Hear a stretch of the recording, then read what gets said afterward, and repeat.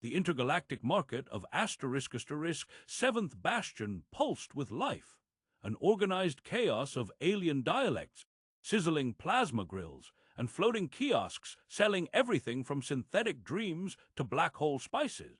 Beneath a canopy of flickering neon and distant starshine, the usual hum of trade was shattered.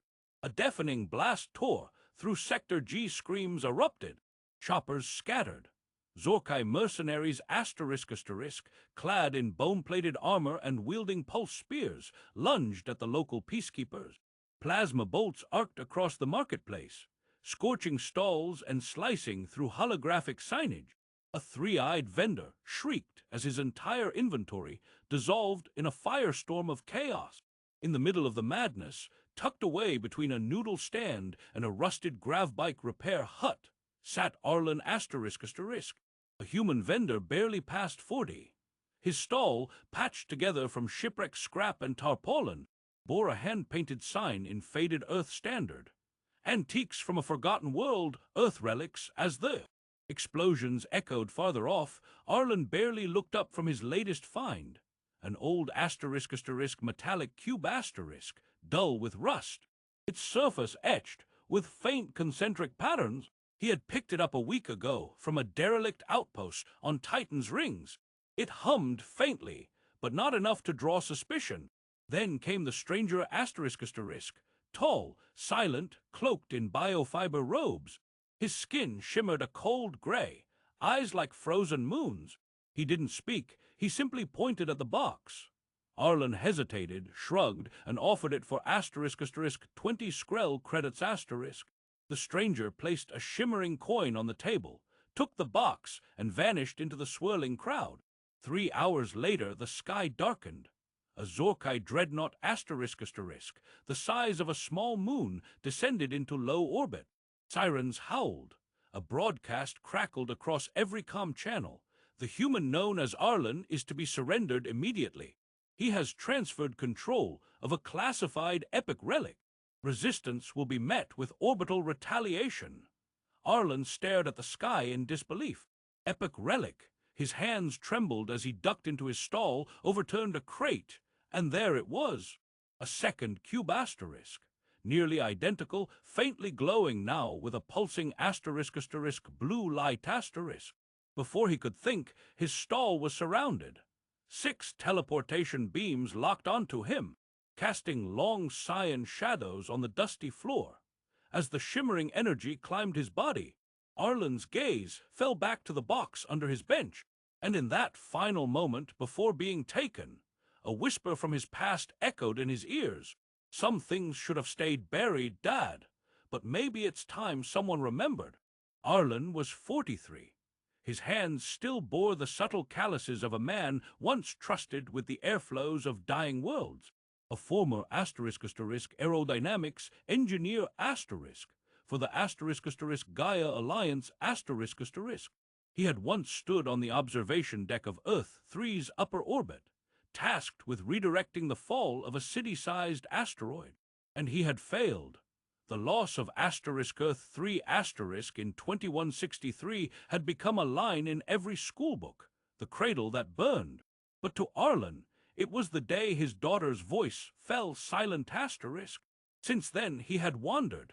Now he lived among outlaws, scavengers, and wanderers in the 7th bastion, **, a massive intergalactic marketplace orbiting a neutral moon somewhere beyond. The Sagittarius Gate. No laws held strong here, only credits and silence. His shop wasn't much, just a crooked shack of welded alloys and tarps, tucked between a Gennari noodle stall and a cybernetic tattoo stand. A handwritten sign hung crooked over the front. Earth RELICS, history for sale, but most of what he sold wasn't history. It was junk. Pieces of shattered ships, broken Earth tech, cracked photos in rusted frames. Artifacts from forgotten colonies, scooped up by machines and dumped in surplus bins. He called it memory salvage. But really, it was just a way to * survive without mattering. He preferred it that way. Technology, real living tech, terrified him now. He barely used a communicator, never let a drone near him. His daughter had once asked him to build her a toy bird that could sing. He never finished it. Now the blueprint lived only in his head, along with her voice.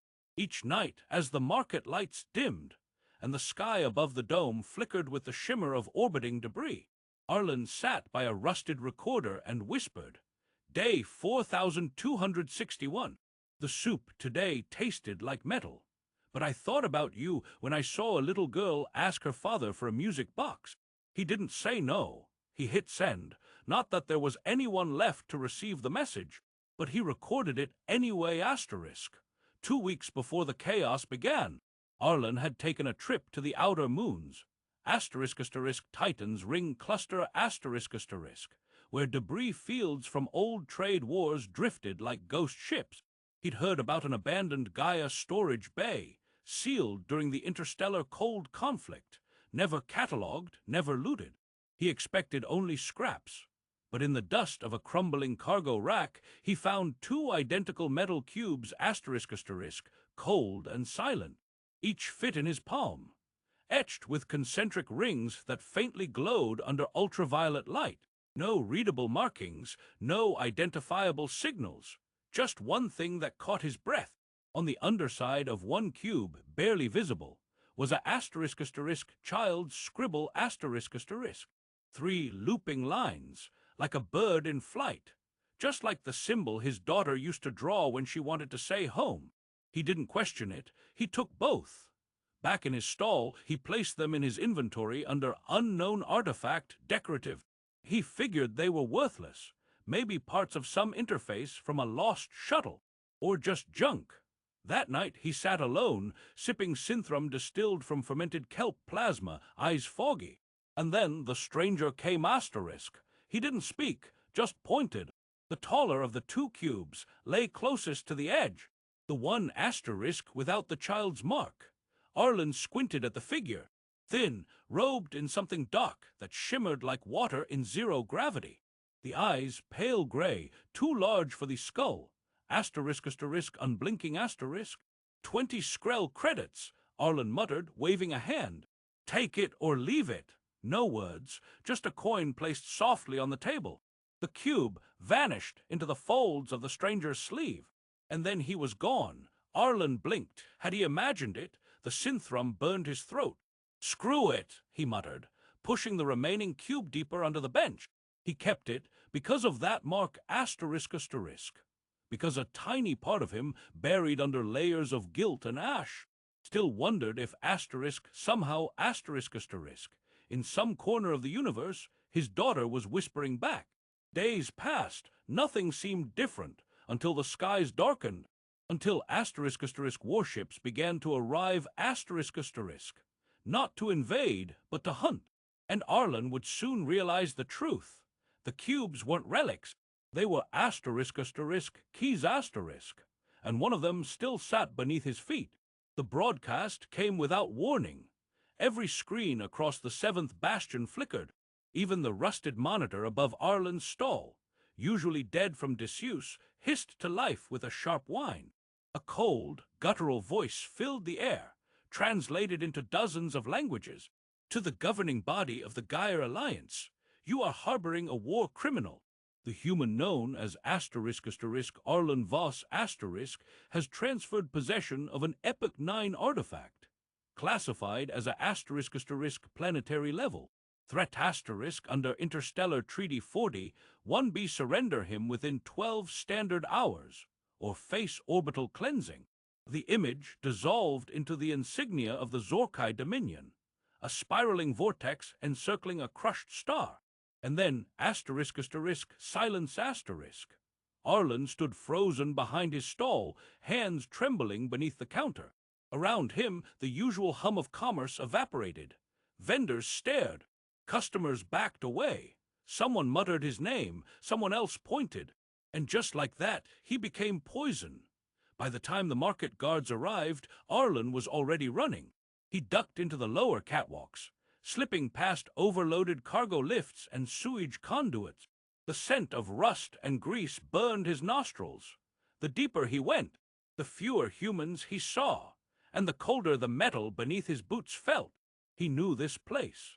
Years ago, back when he still cared, he helped design part of the Bastion's thermal circulation system.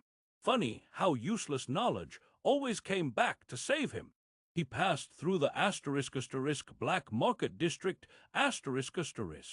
where even morality came with a price tag. At a hidden terminal, he pinged every contact he had left. No one answered, except one. He found Raza in an old maintenance dome, surrounded by weapons too old to function and memories too painful to bury. The former war hero, blind from a plasma blast decades ago, sat in a hoverchair draped in a torn flag from the old Earth Coalition. Raza didn't need eyes to recognize footsteps. "You shouldn't have come," the old man said without turning. "They're hunting you like a ghost that remembers how to bleed." "I didn't know what it was," Arlen said. "I thought it was just junk. One of those old data vaults." "No," Raza whispered. "You sold more than metal. You sold judgment **. Arlen flinched. "I don't understand." Raza turned toward him. Though his eyes were scarred over, his expression was sharp. Epic 9 wasn't a weapon, it was a choice. A moral system built into fire and steel. The last attempt to save humanity from itself. And it needed one thing to function. A heart that had been broken, and chose to forgive. That night, Arlen broke into his own stall, now sealed by authorities. He slipped beneath the top, fingers fumbling until they found the crate he'd hidden beneath the bench. The remaining cube was still there, still warm, still waiting. He sat back, breathing hard. The world was closing in. The bounty was real. His face was plastered across terminals, and he had nowhere left to run. "Why me?" he whispered to no one. The cube pulsed once, then again. Drawn by instinct or maybe something deeper, he placed his palm on its surface. The metal hissed. A slit opened down its center. Light spilled out, soft, gold-tinged blue **, like the sky he remembered before Earth 3 burned. And then a projection. Her face, not a perfect hologram, fuzzy around the edges, like a half-formed memory, but the voice clear, young, filled with mischief and sorrow. And that soft lilt he had memorized 1,000 times. "Hi, Dad," Arlen's breath caught. "If you're seeing this, I guess you touched it. Took you long enough. You always were too careful." He reached out. His hand passed through the light. She smiled. "Remember what you told me, that no one is worth destroying the world for. That even if they took everything, we still have to choose something better." Her eyes shimmered. "You didn't just save me when that asteroid came. You saved who I wanted to be." Then her voice lowered. Epic 9 needed someone who could feel what loss really means and still choose not to turn it into vengeance. It needed someone like you. The projection flickered. "Please, Dad, don't run from this. Guide it like you guided me." And then she was gone, just like before. He sat there for hours. The cube's glow faded, leaving only the etched mark beneath, her symbol. The little wings, the looped horizon. And in that silence, Arlen finally understood. Epic 9 wasn't a weapon. It was a *** sentient defense network ***, capable of planetary-scale decisions, but requiring a human core to act as its moral anchor. And somehow, in her final days working in the off-world labs, his daughter had tied herself to it. Her code, her ethics, her voice. And now it had chosen him. Not because he was a soldier, not because he wanted revenge, but because, even in ruin, he had never stopped whispering to the stars. Outside, the Bastion trembled as Zorkai forces began deployment. The countdown had begun, but so had something else. Arlen placed the cube in his satchel, stood up, and whispered, "I'm not running anymore." And deep within the forgot satellites orbiting above, something ancient stirred, like ***, a heartbeat ***, echoing through metal veins long turned cold. The attack came just before dawn. Without a warning shot, the Zorkai dreadnought opened fire on the lower quarters of the 7th Bastion. Entire levels of the market burned. Towering columns of flame licked the sky as glowing embers rained down like blood-red snow. Civilians ran, screamed, vanished in the smoke. The district where Arlen had been hiding just hours before Sector 9 was now nothing but scorched debris its skeleton twisted under the weight of melted steel and pulverized lives. Arlen watched from a ventilation shaft high above, his face streaked with sweat and ash. He clutched the cube, the last Epoch 9 artifact so tightly in his fist that the metal edge had drawn blood from his palm. The air stank of plasma and betrayal. He could hear the Zorkai soldiers now, boots slamming into the corridor below, voices barking in their snarling tongue. The Dominion wasn't interested in capturing anymore. They wanted to erase. "Damn it," Arlen whispered. He had no weapons, no armor, no backup, just the box, and the memory of a girl who used to call him Dad. He found an emergency access tunnel beneath the remains of an old Gaia Customs outpost. There, in the flickering dark, with sirens wailing in the distance, he dropped to his knees. He stared at the cube. Its glow was pulsing faster now. Almost aware, he reached out. The moment his fingers brushed its surface, a shockwave of light burst from its core, engulfing him whole, and the world fell away. Arlen was no longer in the tunnel. He stood barefoot in a white, endless plain. A space both infinite and intimate, like standing inside the memory of a dream. The air was warm, still, no sky, no ground, just presence. A voice rang out, not mechanical, not human, but something in between. "You have accessed Epoch 9. Identity, Arlen Voss. Core bond, confirmed." Proceeding with final ethical calibration. Suddenly, the whiteness shifted, and there she was. His daughter, or not quite, a version of her. A construct built from recordings, neuron patterns, and emotional echoes. But the smile, it was hers. The tilt of her head. The way she used to stand with one foot slightly turned inward. "Hi, Dad," she said, Arlen's throat clenched. "You're not her." "No," she replied softly. "But I remember everything she did, and I know what comes next." The plane began to shift, morphing into a massive projection of space. Two glowing regions pulsed in the distance. One was the Gaia Alpha station, packed with over 2 million souls. The other, the Zorkai Armada, preparing their second wave. The voice returned, calm, cold, exacting. "Epoch 9 is capable of full system annihilation of the Zorkai threat. Probability of success, 94.6%. Collateral damage, 5. 8 million Zorkai lives. Do you authorize deployment?" Arlen backed away. "No, wait, there has to be another way. No alternative strategic scenario ensures Gaia Alpha survival. Requesting final ethical input. Is your choice to protect or to punish?" His daughter looked at him and asked the question that shattered him. "Would you kill them because they killed me?" Arlen fell to his knees. This was the core of Epoch 9, not a weapon, a mirror. It didn't just ask you to act. It made you face Y*. He shook his head. "I didn't mean to sell it. I didn't know what it was. I didn't know what it would cost." She stepped closer. "But you brought it here, and now it listens to you." "They'll die, millions of them," he whispered. "Even the ones who never fired a shot." She said nothing. He clenched his fists. "They took you. They took Earth 3. I watched your name vanish from every record, like you never lived. Why should I care what happens to them now?" "Because you taught me to care," she said. "Even when the world stopped making sense." Arlen closed his eyes. He saw her again. Not this simulated echo, but her real face years ago, as she sat beside him under a broken dome on Earth 3, watching fake stars shimmer in the atmosphere shell. She had asked, "If we were the last people left, would you still build things just to make me smile?" He had answered without thinking, "Of course, that's what people do. We build, not because the world deserves it, but because we do." Now, here he was, years later, with a chance to destroy or to spare. His hands trembled. His daughter reached out, not to guide him, but to let him choose. He stood, looked at the stars again, spoke aloud, "I don't want revenge. I want a world where people remember that we had a choice. The whiteness dissolved.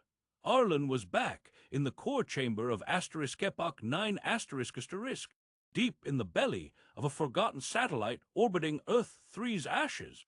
Metal walls hummed with ancient power. Conduits lit up like veins, and in the center of the room, a asterisk holographic interface rose asterisk asterisk. A circle of blue light pulsing with every beat of his heart. He stepped forward, placed his palm on the panel. Core ethics stabilized, a voice said. Emotional sync achieved. Activating planetary defense protocol. The interface spun, lights rising around him.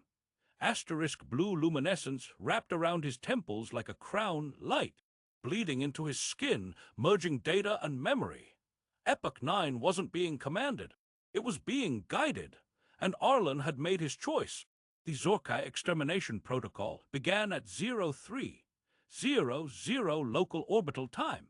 From the Dreadnought's core command, a single signal pulsed out, sharp and precise.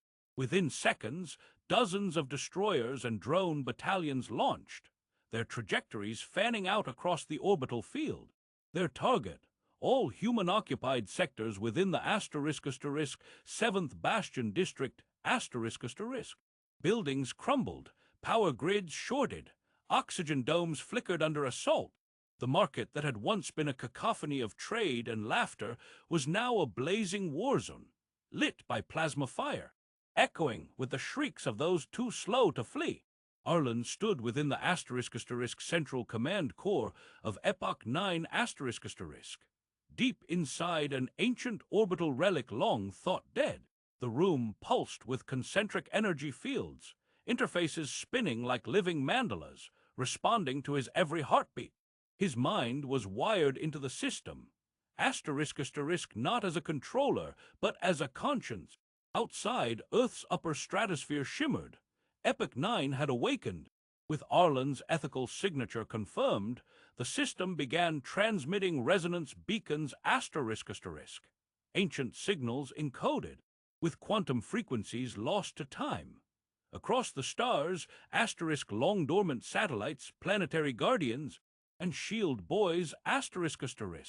Remnants of the old Earth's forgotten defense grid shivered back to life. Old war machines blinked their optical sensors for the first time in centuries.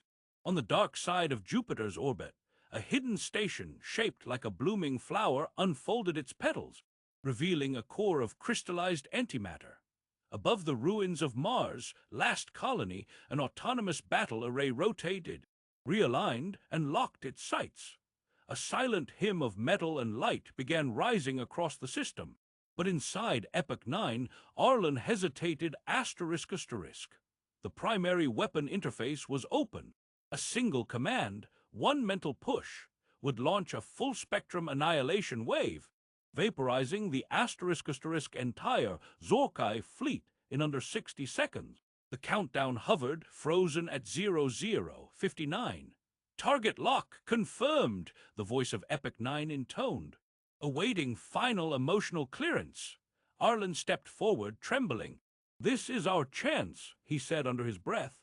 "They won't stop. They never stop." But even as he said it, doubt roared within him. His hands hovered over the glowing interface, fingers curled, knuckles white. Epoch 9's voice returned, this time softer, almost human. Emotional profile analysis, detected variable, vengeance impulse exceeds tolerance threshold. System lock engaged, full-scale attack, asterisk denied. Arlen's legs gave way. He collapsed to his knees, gasping. The faces of the fallen, his daughter, the civilians, the frightened children now trapped beneath shattered domes, flashed through his mind. He slammed his fist against the floor. "Damn it, I'm trying to save them." Silence. Then a whisper, not from the system, not from a speaker, from within him. "If I'm still in here, Dad, don't let the worst version of yourself win." Arlen's breath caught. He looked up. The interface still pulsed, awaiting a new input. But it remained locked, waiting for him to mean something different. His voice cracked, barely a whisper. "If you're still alive in here, please stop me from making a mistake." A pulse ran through the room. The walls responded. Emotional synchronization recalibrated. Vengeance signal suppressed. Primary directive protection confirmed. Asterisk initiating Guardian protocol. The interface flared to life, but instead of unleashing death, Epoch 9 triggered the oldest and rarest subsystem in its archive asterisk asterisk, the temporal containment field. Above Earth's orbit, the stars themselves seemed to bend. A massive asterisk asterisk gravitational spiral asterisk emerged, warping time and space like a silent cyclone of light. The Zorkai fleet froze, not exploded, not crushed, frozen in time. Ships, drones, engines suspended mid-fire. Every circuit locked, every signal stalled. 1 second stretched into an eternity, then folded in on itself. A translucent sphere enveloped the entire armada. Epoch 9's voice echoed in the command chamber. Zorkai fleet successfully contained in asterisk chronostasis, field asterisk asterisk. Estimated duration 999 standard years. Chance of escape 0. 3%. No casualties recorded. Arlen stared at the projections overhead, disbelief and exhaustion washing over him. He had done it. He saved them. Not just the humans, but the Zorkai too.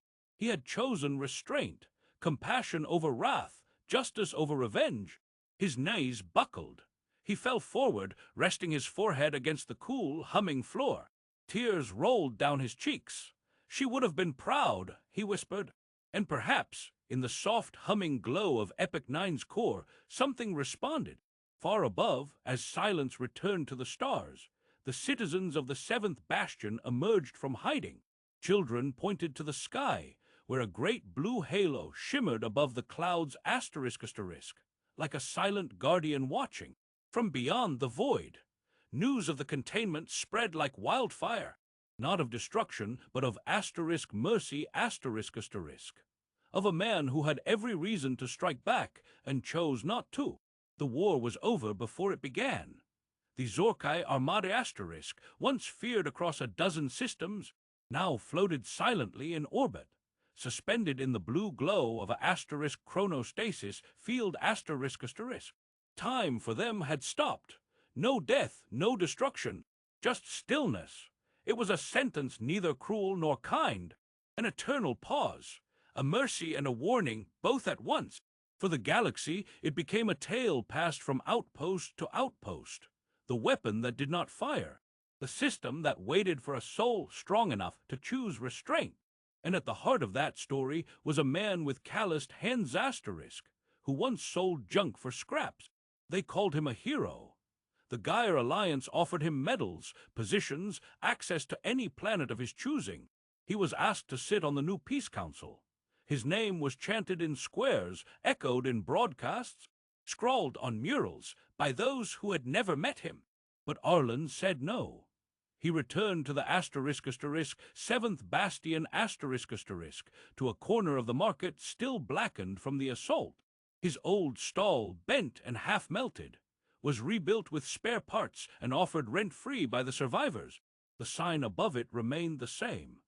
Earth RELICS, history for sale, but now children gathered around his bench each evening. He didn't sell much anymore. Instead, he told asterisk asterisk stories asterisk about Earth 3 and forgotten rivers, about the girl who used to draw birds with 3 wings, about a cube that glowed softly and the choice to let your heart break, asterisk asterisk but not harden. They listened, wide-eyed, not because he was a hero, but because he sounded like someone who remembered asterisk asterisk. One quiet night, with the stars humming faintly above the dome, Arlen sat alone at the back of his stall. He pulled out his old asterisk asterisk recording device, battered and cracked from years of use. He placed it gently on the table and pressed rec asterisk asterisk. His voice, steady but soft, filled the space. Day 4292, this will be the last one, sweetheart. I think I've said enough to the stars. Today, a little girl asked me if weapons could feel sadness. I told her no, but maybe the people behind them can. And that's what really matters. I used to think surviving meant turning cold, forgetting, but you didn't die so I'd forget. You lived so I'd remember how to be human. I didn't save the world, not really. I just didn't let it fall apart again. And I think that's enough for one lifetime." He paused, looked up through the cracks in the dome, where Epoch 9 satellite still orbited faintly visible as a blinking blue light, like a heartbeat in the dark. "I chose to live not for victory, but for your memory. Because in the end, that's where the best parts of us stay. Goodbye, kiddo," he hit send asterisk. The message pulsed outward, coded, encrypted, and cast into deep space like a paper boat on an endless ocean. Sometime later, on a market morning like any other, a boy approached Arlen's stall ***. He was maybe 10, too young to know much, too curious to stay quiet. He had a hand-me-down translator clipped to his collar and shoes too big for his feet. He looked up at Arlen with serious eyes and asked, "Mister, do you think Earth is still alive somewhere?" Arlen paused. He looked at the boy, then at the old photos lining his stall, then at the cube, now inert, resting under glass like a sacred relic. And he smiled, not sadly, not bitterly, just honestly. If memory still lives in someone's heart, then Earth never really died. Far above, in silent orbit, Epoch 9 drifted ***, its systems no longer searching for conflict, no longer primed for fire. Instead, it watched quietly ***, its blue light blinking once every few seconds, not as a threat, but as a promise. A reminder that the power to destroy had once been given and refused.